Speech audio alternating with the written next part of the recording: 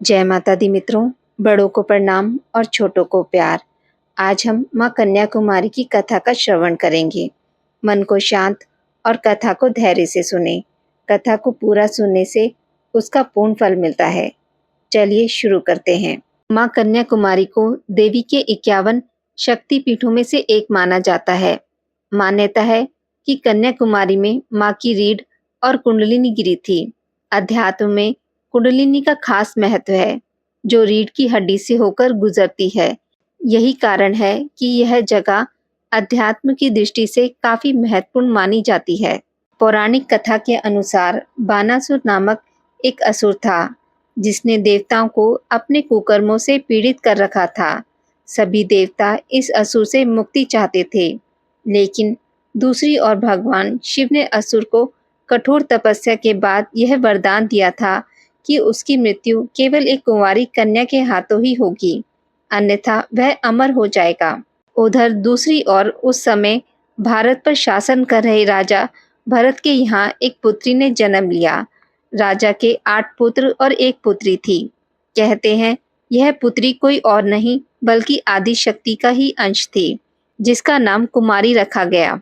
आगे चलकर राजा ने अपने राज्य को 9 बराबर हिस्सों में अपनी संतानों में विभाजित कर दिया, जिसमें से दक्षिणी छोर का हिस्सा पुत्री कुमारी को मिला। कुमारी ने वर्षों तक इस क्षेत्र की लगन से रक्षा की और उसकी उन्नति के लिए हर संभव प्रयास भी किया, किंतु यह बहुत ही कम लोग जानते थे कि कुमारी भगवान शिव को पसंद करती थी।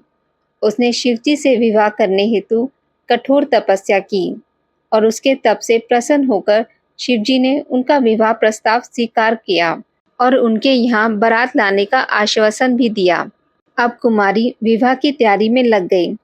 विवाह हेतु श्रृंगार करके वह बारातियों के स्वागत की तैयारी में लग गई। लेकिन दूसरी ओर नारद मुनि यह जान चुके थे कि कुमारी कोई साधारण कन्या नहीं, बल्कि असुर बानासुर का वध करने वाली ही देवी हैं। लेकिन अगर उसने विवाह कर लिया तो असुर हमेशा के लिए अमर हो जाएगा। नारद मुनि ने तुरंत इस बात की सूचना सभी देवी देवताओं तक पहुंचा दी और देवताओं ने किसी भी हाल में विवाह को रद्द करवाने के लिए योजना बनानी आरंभ कर दी। अंत में फैसला यह हुआ कि शिवजी की बारात को रास्ते से ही वापस कैलाश भेज दिया जाए।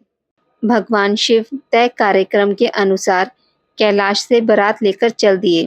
बारात कन्याकुमारी से लगभग 12 किलोमीटर दूर शुचिंद्रम गांव में ठहरी।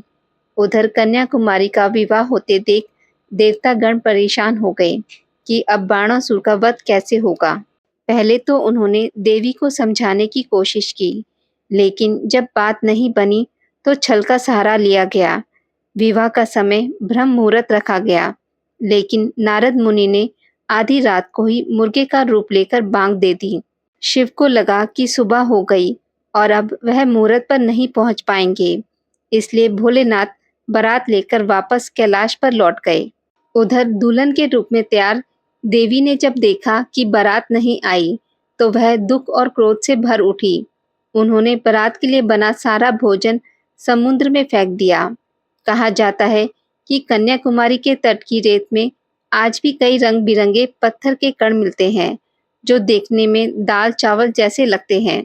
बारात लौटने के बाद देवी कुमारी के दिव्य सौंदर्य की चर्चा बाणासुर तक भी पहुंची। उसने भी देवी के पास विवाह का प्रस्ताव भेज दिया। मना करने पर वह जबरदस्ती पर उतारू हो गया। तब बाणासुर और देवी में भयंकर युद्ध हुआ, जहां देवी ने चक्र से उसका वध कर दिया। बाणासुर वध के बाद परशुराम और नारद ने देवी से कलयुग के आखिर तक उसी जगह पर रहकर असुरी शक्तियों से लड़ने की प्रार्थना की, जिसे उन्होंने स्वीकार कर लिया। उसके बाद परशुराम ने समुद्र तट पर एक विशाल मंदिर की स्थापना की, जहां कन्या रूप में देवी को प्रतिस्थापित किया गया। मंदिर में देवी के काले पत्थर की प्रतिमा है, जिनके दाएं हाथ में एक माला है। मानो 16 श्रृंगार में देवी आज भी शिवजी के आने का इंतजार कर रही हूँ। आज की इस वीडियो में बस इतना ही। मित्रों, अगर आपको मेरी वीडियोस पसंद आती हैं तो उसे लाइक और शेयर ज़रूर करें और पूजा पाठ से जुड़ी जानकारी के लिए मेरे चैनल को सब्सक्राइब करना ना भूलें। धन्यवाद।